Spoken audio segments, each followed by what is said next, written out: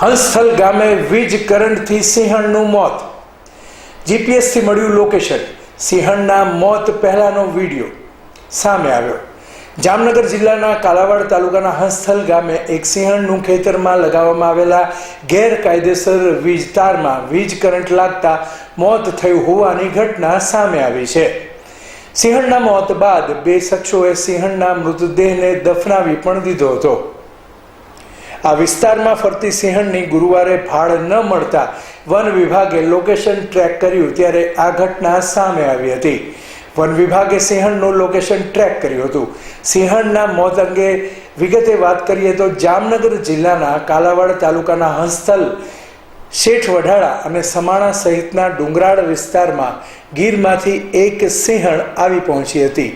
સિંહણના મોત અંગે વિગતે વાત કરીએ તો જામનગર જિલ્લાના કાલાવાડ તાલુકાના હંસથળ, શેઠ વઢાળા અને સમાણા સહિતના ડુંગરાળ વિસ્તારમાં ગીરમાંથી એક સિંહણ આવી પહોંચી હતી. આ વિસ્તારમાં સિંહણ આવતા સ્થાનિકોએ તેનો વિડીયો પણ ઉતાર્યો હતો. જોકે ગુરુવારે અચાનક સિંહણ ગાયબ થઈ જતા વન વિભાગે સિંહણને લગાવેલા રેડિયો કોલરના આધારે તેનું લોકેશન ટ્રેક કરતા સિંહણનું લોકેશન કાલાવાડ આસપાસનું મળ્યું હતું.